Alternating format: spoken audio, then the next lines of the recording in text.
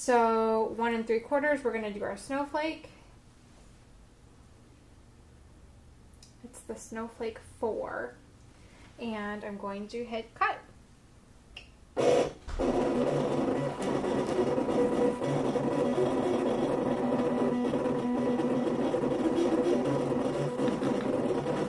Then I'm going to hit the line return. Okay. And I'm going to be cutting a slightly smaller snowflake. So let's try 1 1/4.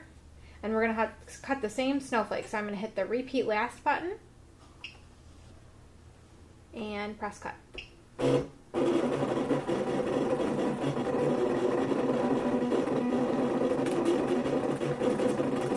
Okay, let's hit line return again. And now let's cut the largest of the snowflakes. Let's do 2 1/2. And then we're going to hit repeat last. And we're going to press cut.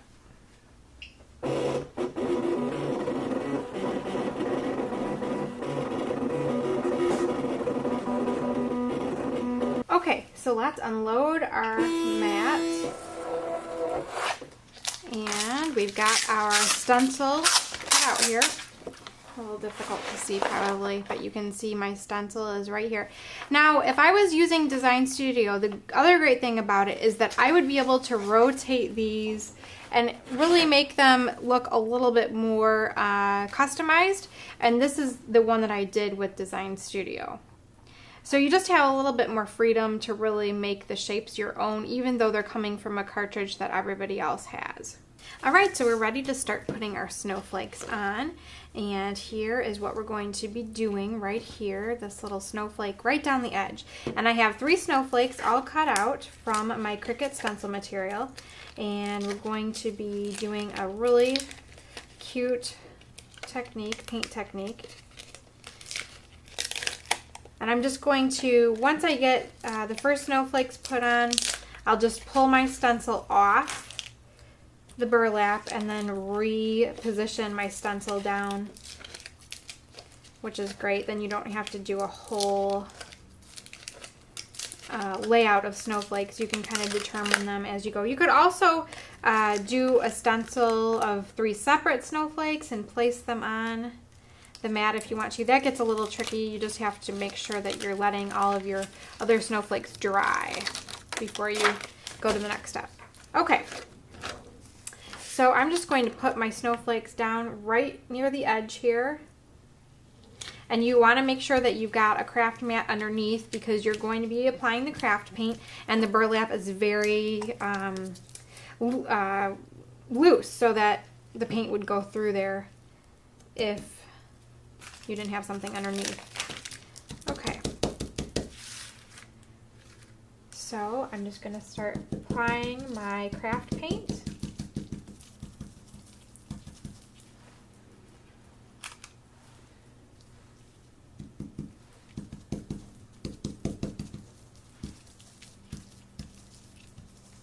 And with all stenciling, you just want to make sure that you get really into all of the edges so that your shape is really defined.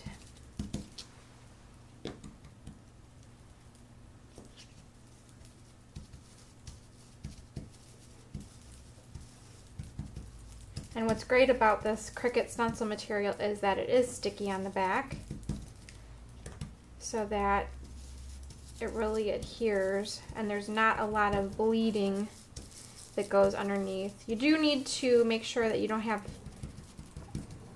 a lot of paint on your brush, but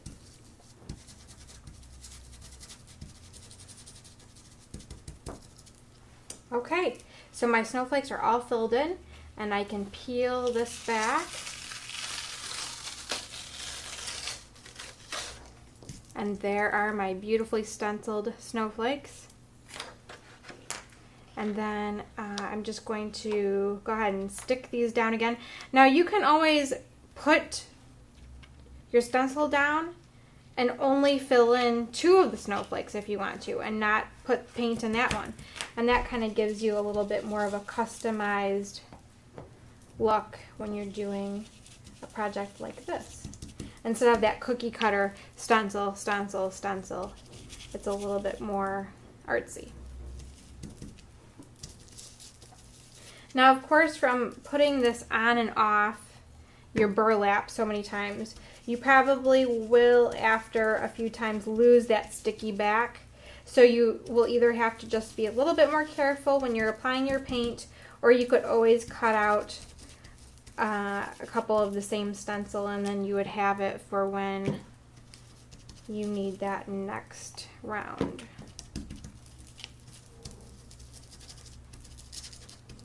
So you continue with this process until you've got your placemat all stenciled just like the way you'd like it.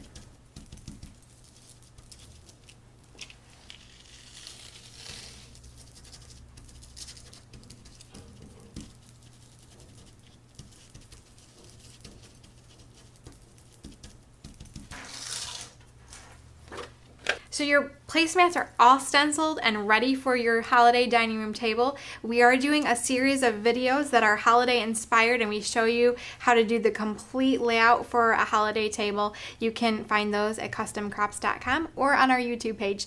Thanks for watching and have a great holiday.